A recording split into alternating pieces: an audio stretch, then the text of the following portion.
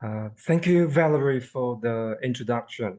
And thank you so much for organizing the lecture series and inviting me to speak. Hello, everyone. I'm Tai-Chun from Taichung, Taiwan. Thank you all for coming. On the 28th of March, 1854, when Britain declared war on Russia, joining France and Turkey to form an anti-Russian alliance, Tennyson, who had established his reputation as the poet of In Memoriam and succeeded Wordsworth as the poet laureate in 1850, faced a new task. For a nation at war, he was duty bound to take up the subject of war in verse. Before Tennyson's volume More and Other Poems appeared in July 1855, British critics often speculated about the laureate's war poetry project in the press. In the British newspaper archive, a snippet of Caledonia Mercury, printed in Edinburgh in the 19th of October 1854, first reported Tennyson's attempt to write war poetry. The poet laureate is busy on and all on the Battle of the Alma, Wolfe Hind Corona, Byron Waterloo, and Campbell Hohenlinden. But with these exceptions, few of our poets have sung successfully of battle. Appearing just 9 days after the Times account of the Battle of Alma, penned by its special correspondent William Howard Russell, this snippet was printed by 38 newspapers by the end of October. Later, in December 1854, the British newspaper press reprinting a Blackwoods Edinburgh Magazine article, which contains Corporal John Brown's the 20th of September 1854, and a note. It has been rumored that the poet laureate, as well as other bards of renown, are presently engaged in the task of commemorating the great campaign. With all respect for their genius and accomplishments, we doubt much whether any of them will exhibit more graphic power than the gallant corporal, who certainly had the advantage of witnessing what he sings. Around the same time, on the 20th of December 1854, in a review of war poetry volumes, Hawke's instructor, published in Edinburgh, wrote. So this is the beginning of the article. The war is still the most prominent topic, our first thought and last reflection. Our own correspondent is, for the present, emperor of the literary world.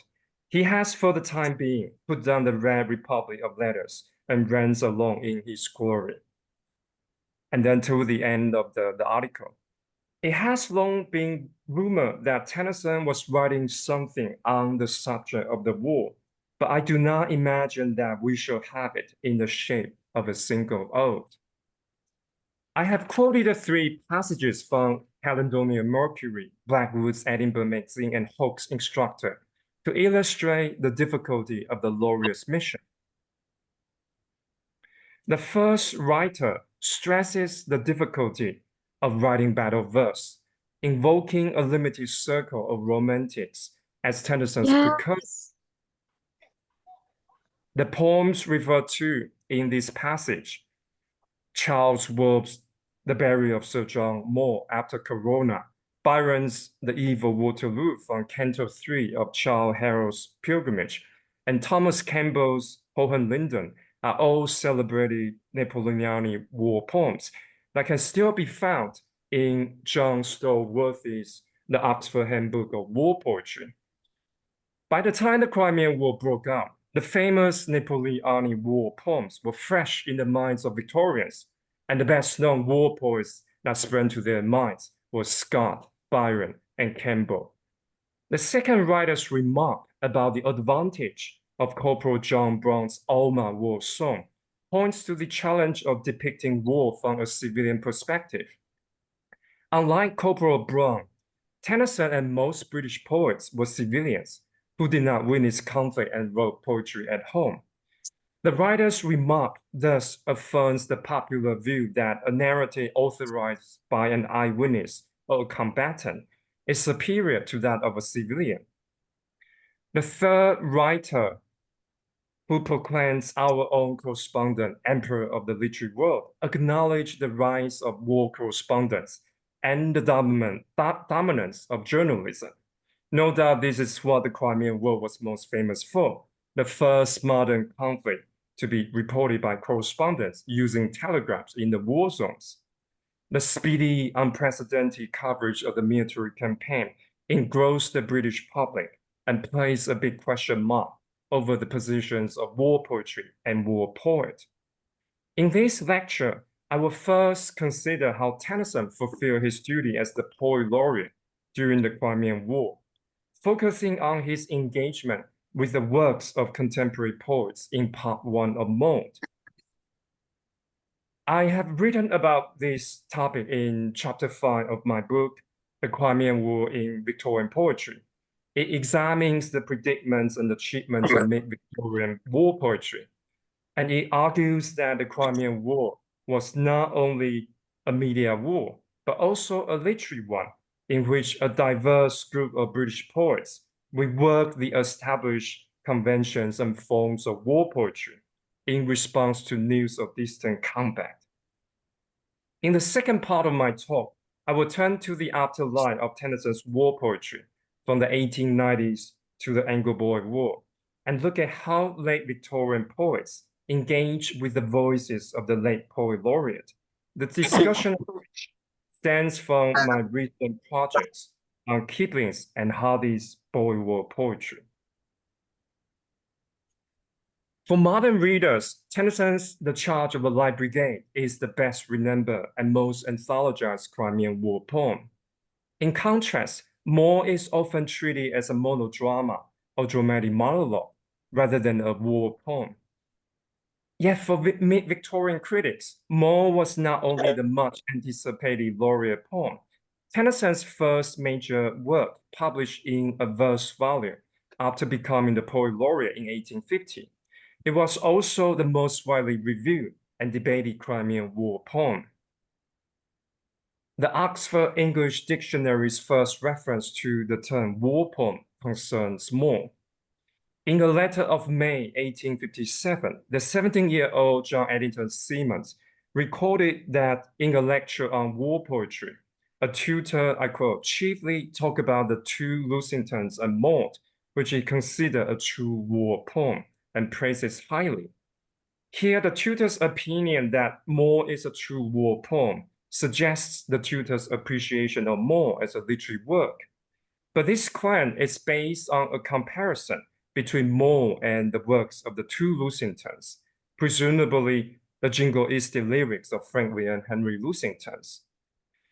Broadly speaking, whereas early Crimean War poets often penned lyrics intended to rouse the speaker's patriotic sentiment and to exhort the reader to defend the nation, later poets who were conscious of the problem of suffering and the government's mismanagement of the war in the Crimea started to abandon the first-person voice of civilians and experiment with more sophisticated forms rather than lyrics, including sonnets, satire, and dramatic monologues to reflect upon the complex issues of the campaign. Tennyson's use of the dramatic form in Moore can be read as a response to the increasingly difficult politics of the Crimean campaign. In his much quoted response to Archer Thompson Gurney, the author of Ode of Peace, one of the few anti-war volumes published in 1855, Tennyson protested, "How could you or anyone suppose that if I had to speak in my own person, my own opinion of this war, of war generally, I should have spoken with so little moderation? The whole was intended to be a new form of dramatic composition." Tennyson's defense shows that he already anticipated the problem of expressing his opinion of the war in his poem. Instead, using a madman as his narrator, Tennyson stepped back from the political storm and forced readers to reflect on the politics of the Crimean War through the voices and visions of his unhinged speaker.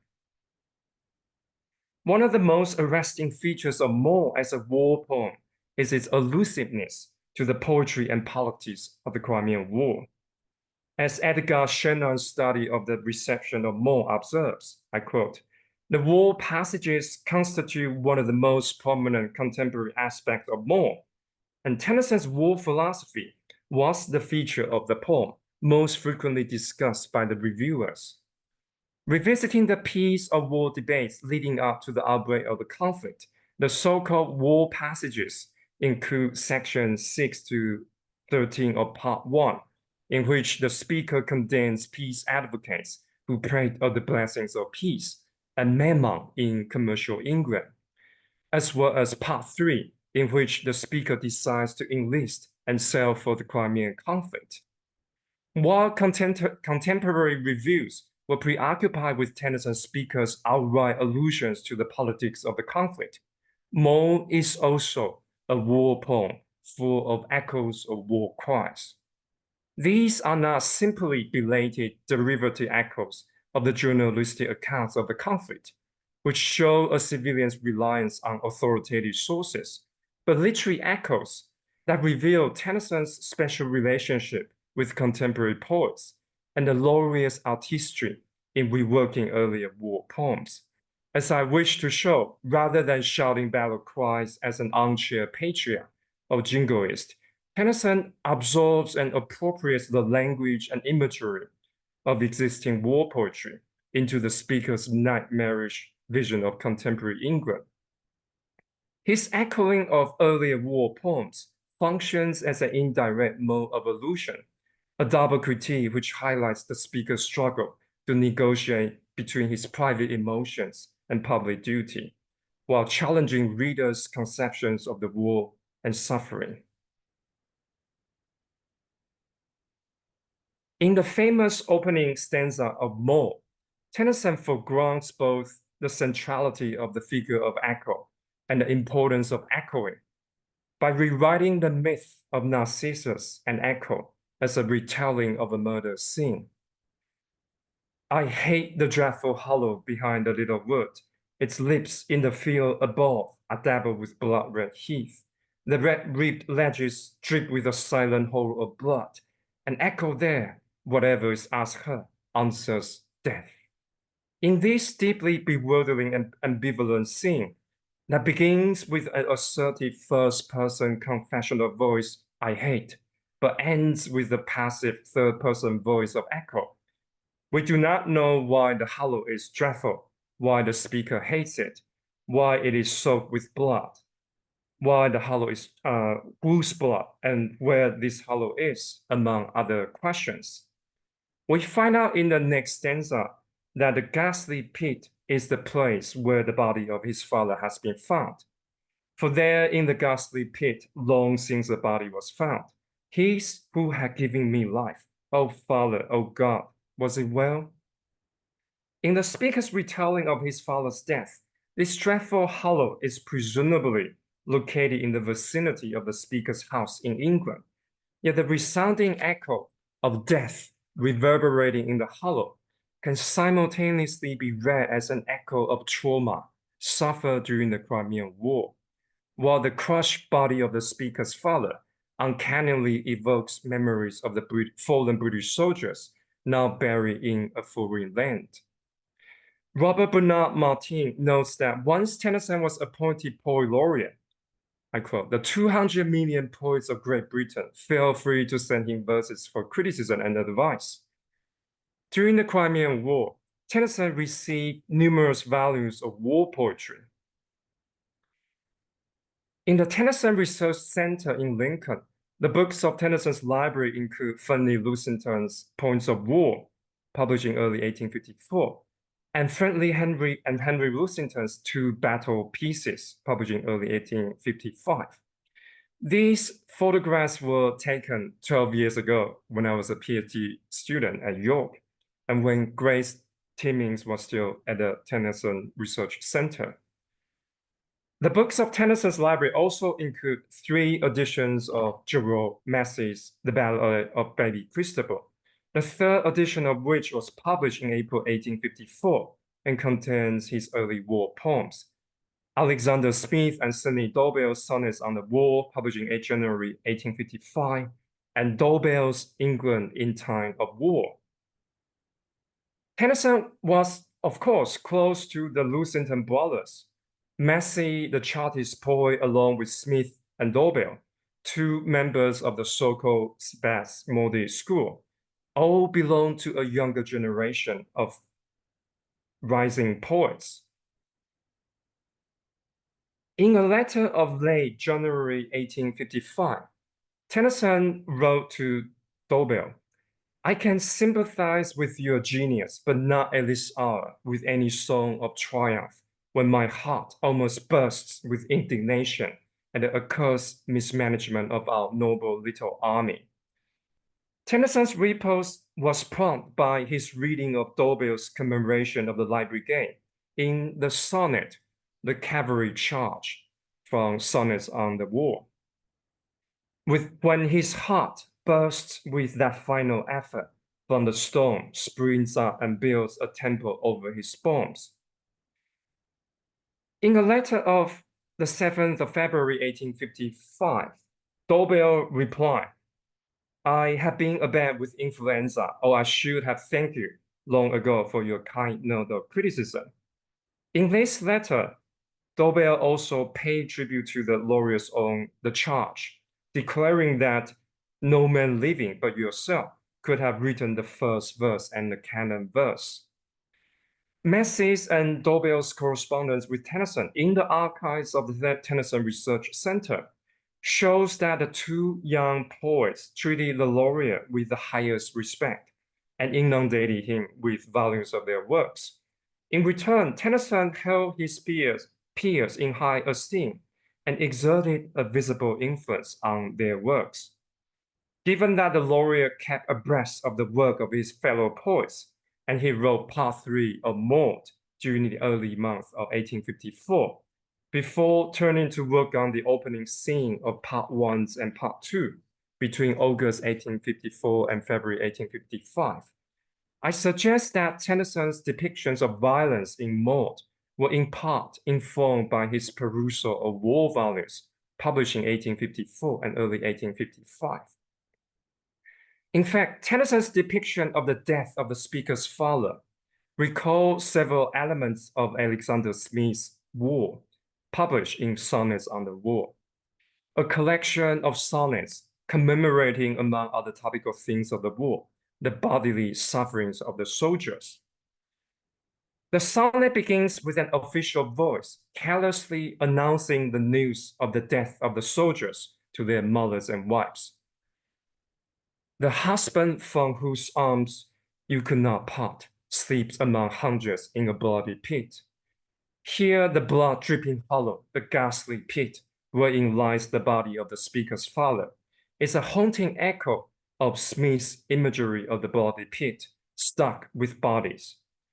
The authoritative voice of Smith's imagery, the authoritative voice of Smith's sonnet then admonished the bereaved families to accept the sacrifice of their men. Bewildered bride, mute mother, creep apart and weep yourself away at his feet. England has sterner work to do than grief." If we situate Tennyson's opening scene alongside Smith's War, the speaker's traumatic account of the death of his father read as though he were an unconsoled, grieving orphan who had lost his soldier father. Upset with the condition of his father's body, the speaker envisaged it being mangled and flattened and crushed and dinted into the ground. The word mangle is a specific vocabulary denoting the damaged, mutilated bodies of combatants in 19th century war poetry. Dobell used the word in the Army Surgeons, also in Sonnets on the War, to describe the wounded, suffering, and dead bodies left lying on the battlefield. The fearful moorland where the myriads lay moved as a moving field of mangled worms. Tennyson's echoes of Smith's and Dobell's war vocabulary and images suggest that he has incorporated the physical violence taking place in the Crimea into the speaker's traumatic memory of his father's death at home. An important episode in part 1 that further reveals Tennyson's engagement with earlier war poems is the speaker's overhearing of Maude's martial song. Before this episode, the speaker is caught in his private war against society and is content to be a spectator of European affairs. Yet he starts to reconsider his civic duty when he overhears a voice by the cedar tree, which turns out to be a war song. She is singing an air that is known to me, a passionate ballad, gallant and gay, a martial song like a trumpet's call, singing along in the morning of life, in the happy morning of light and of May, singing of men that in battle array, ready in heart and ready in hand, march with banner and bugle and fife to the death for their native land. Although he is enchanted by Maude's martial song, the speaker finds her beautiful voice so unsettling that he pleads for the silencing of her siren song. I quote, "Be still, for you only trouble the mind with a joy in which I cannot rejoice, a glory I shall not find." This episode raised questions regarding Tennyson's artistic treatment of echoes and his rewriting of existing war poetry. What kind of war song is Maude singing? Why does it so overpower the speaker?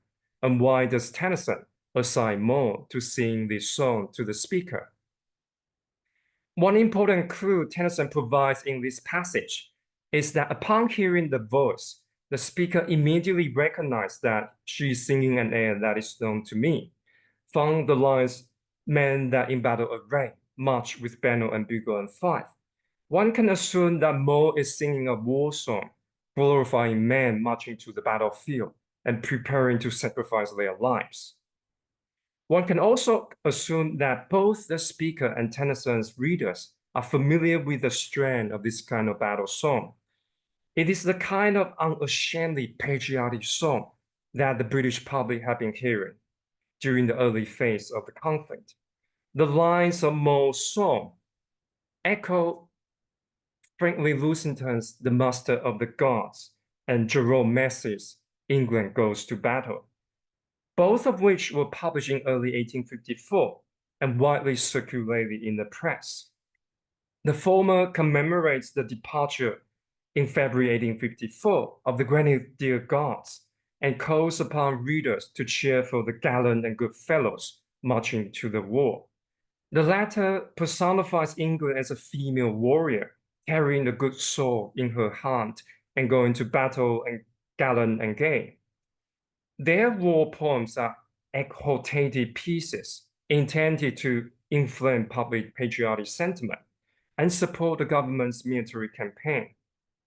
In contrast to Massey and Lucenton, Tennyson brackets the outbursts of patriotic lyrics and gives voice to a civilian speaker, enticed by Maude's singing while endeavoring to resist it. Thus, he dramatized the speaker's conflicting emotions and forced readers to the polyphony of war cries.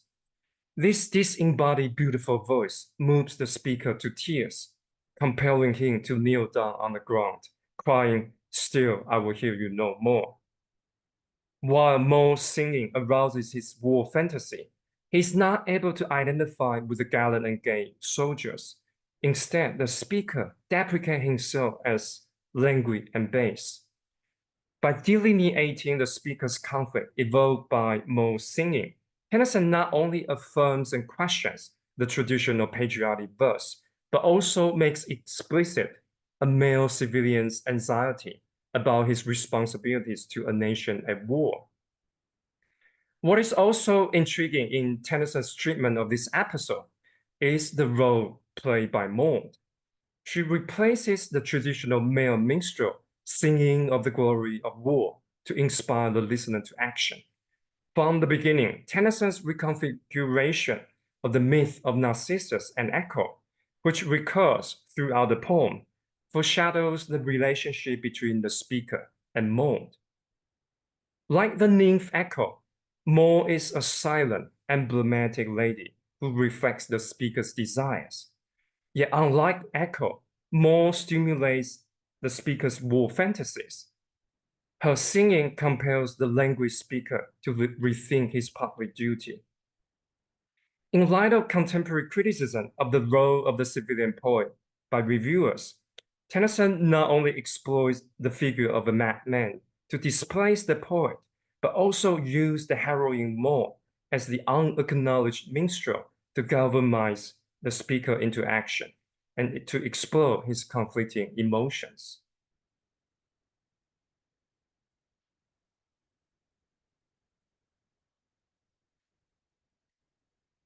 In October 1892, when the 83-year-old Tennyson passed away, a task for late Victorian critics was to evaluate the poet laureate's life and works.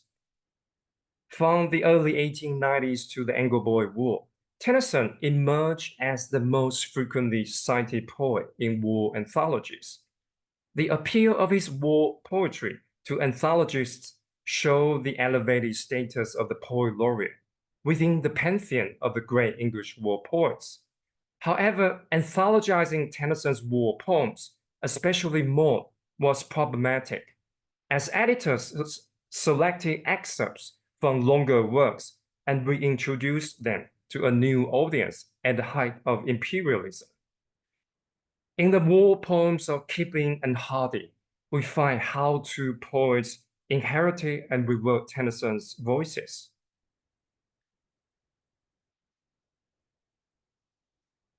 Take Patriotic Song, a book of English verse, edited by Arthur Stanley and published in 1901.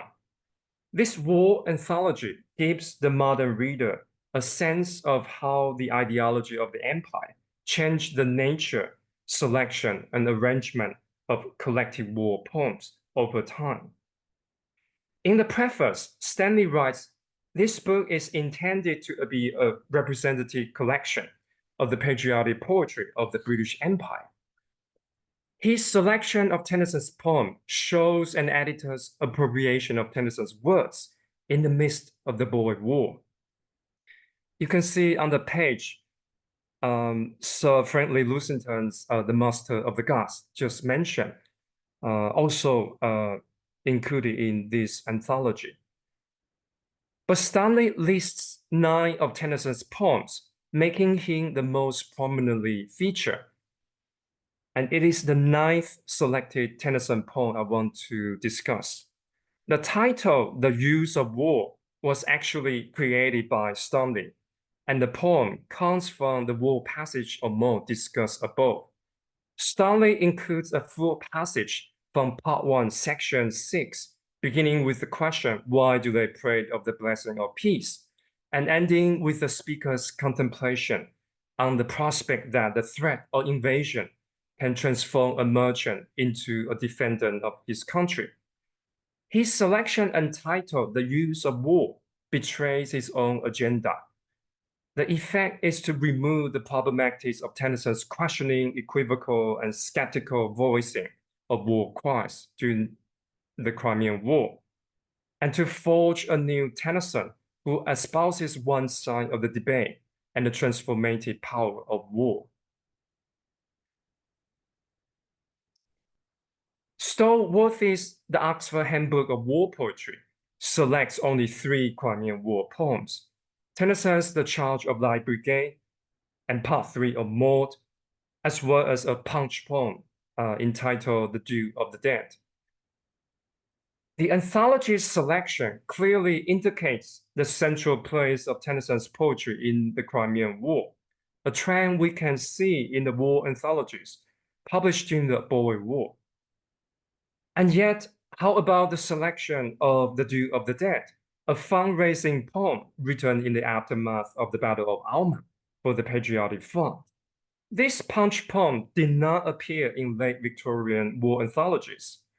In fact, it was included only in the first known anthology of Crimean war poetry, entitled Songs of the War, edited by James Friswell and published in early 1855.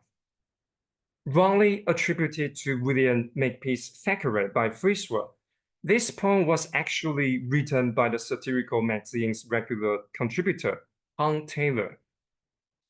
The selection of Taylor's fundraising poem underscores an important chapter of the Crimean conflict bypassed by the laureate, and the category of war poetry antagonistic to the canon of Tennyson.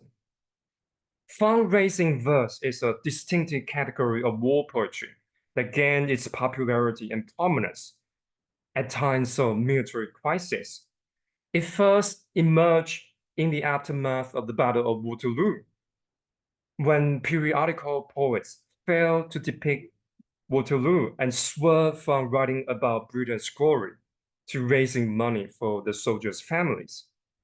Widely circulated in the newspaper press, Taylor's fundraising poem draws upon this tradition and engaged with the newspaper accounts and debates of the conflict to promote the Patriotic Fund and the government's Crimean campaign. And yet, money has no place in Tennyson's Crimean War poetry. It denounces commerce as a corruptive force and an antithesis of war or soldiers' sacrifice. In Songs of the War, Friswell selected 20 poems that had previously appeared in the popular press between February and December 1854. In the preface, he declares that the poems selected were not only contribution to the Patriotic Fund, but also to the fund of patriotism, which is the safeguard of any kingdom, however mismanaged or misgoverned. Noticeably, while it's an anthology, advertising the work of the best writers, one that singles out the Duke of the Dead for high praise, Tennyson's The Charge of the Light Brigade, which first appeared in the Examiner on the 9th of December 1854, is conspicuous by its absence. Why was it not included? It may be that Tennyson's the charge, came too late to be included, though it is difficult to imagine the laureate's new poem could have escaped Friswell's attention. More likely, I think Friswell left out Tennyson's poem because it did not sit well with the political and philanthropic functions of the anthology.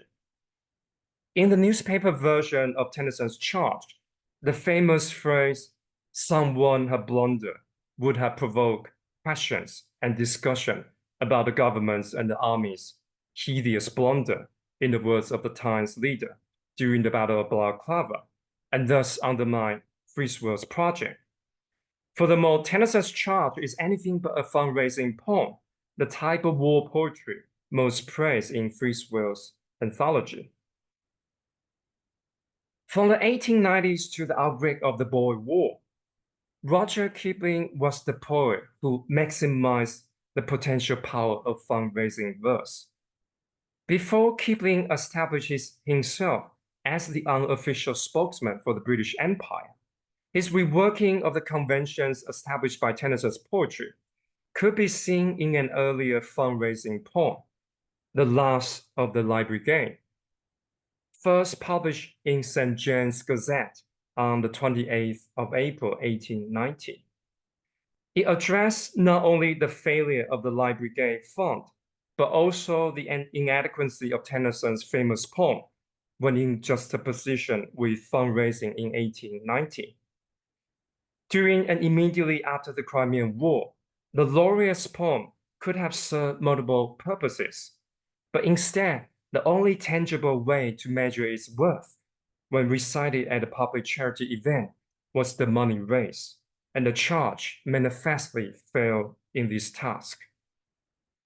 In his poem, Kipling challenged Tennyson by pressing the master singer to write another poem for the, I quote, 20 broken troopers who lacked a bed for the night. They had neither food nor money, for they had neither service nor trade. This encounter between the survivors of the Light Brigade and the master singer's scene is a fabrication. The 81-year-old poet laureate did not write a sequel to The Charge of the Light Brigade in 1890. On one level, the young poet Kipling envisioned this breathing scene, and Tennyson's resultant composition about the survivors of the Light Brigade as a tribute to the Poet Laureate. On another level, his poem The Last of Light Brigade contributes to the Light Brigade fund and reveals his own ambition to compose, I quote, wondrous verses that swept the land like flame. The poem, which meets the veteran survivors' expectations, though and at the new generation of Tommy Atkins, is the absent-minded beggar, returned to raise money for the soldiers' families at the outbreak of the Anglo-Boer War. With its notorious refrain, pay, pay, pay, this national anthem emptied the pockets of the British population while vexing Victorian literary commentators. When the Boer War broke out, the 59-year-old Hardy joined many of his contemporaries to become a war poet. In Poems of the Past and the Present, published in November 1901, Hardy includes 11 pieces under the category War Poems, the most famous of which is perhaps The Dead Drummer, subsequently entitled Drummer Hatch. I would like to end this talk with a brief discussion of Hardy's engagement with the poetical influence of Tennyson in one of his 4 departure poems, The Going of the Battery. First published in the Graphic on the 11th of November 1899, the poem gives voice to the soldiers' wives who long for the safe return of their husbands. As his introductory note suggests, the poem was based on Hardy's witnessing of the departure of the troops in Dorchester. November the 2nd, 1899, late at night in rain and in darkness, the 73rd Battery RFA left Dorchester Barracks for the war in South Africa, marching on foot to the railway station when their guns were already entrenched. Commenting on this poem in a letter, Hardy said, "It was almost an exact report of the scene and expressions I overheard." This is curious, for in the poem's final stanza, the wives are disquieted by eerie, threatening voices, voices haunting us, daunting us, taunting us. Thinking of the sources of these disembodied voices, did Hardy overhear and write them into the poem? If so, where did these voices come from? I suggest that these voices can be read as voices in Hardy's head, which derive not from his overhearing the marching scene on the 2nd of November 1899, but rather from his engagement with earlier conflicts and war poetry, and that this particular poem was haunted by and speaks to Tennyson's The Charge. One of the most distinguishing features of The Going of the Battery is Hardy's use of decto, a meter featured in and popularized by Tennyson's The Charge, which opens with its famous refrain, half a league, half a league. Whereas Tennyson's decto depicts the glorious yet wild charge of the noble 600 cavalrymen rushing into the cannons of Russian artillery, Hardy uses it to articulate the misery of being soldiers' wives, the difficulty of marching with their soldier husbands in the rain and darkness, the anguish of seeing them off, and the uncertainty of seeing them again. The first stanza of the poem begins as follows. "Oh, it was sad enough, weak enough, mad enough, light in their loving as soldiers can be. First to risk choosing them, leave alone losing them, now in far battle beyond the South Sea." It is not merely the rhythmic echo of Tennyson's The Charge one hears. Hardy deploys the meter to accentuate some words associated with Tennyson's poem on the charge of the Light Brigade.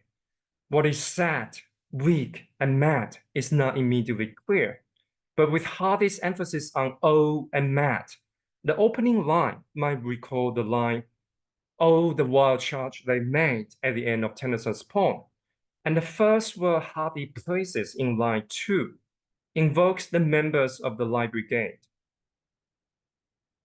In his well-known reading of the poem, Jeremy McGowan writes that the name of the Light Brigade bears a meaning which transcends its technical military significance. The pun on the word light points to the quasi-religious identity and mission of this small brigade of cavalry. Hardy, however, redeploys the word light to mean not serious, indifferent, or unconcerned about how soldiers treat their lovers in the line, light in their loving.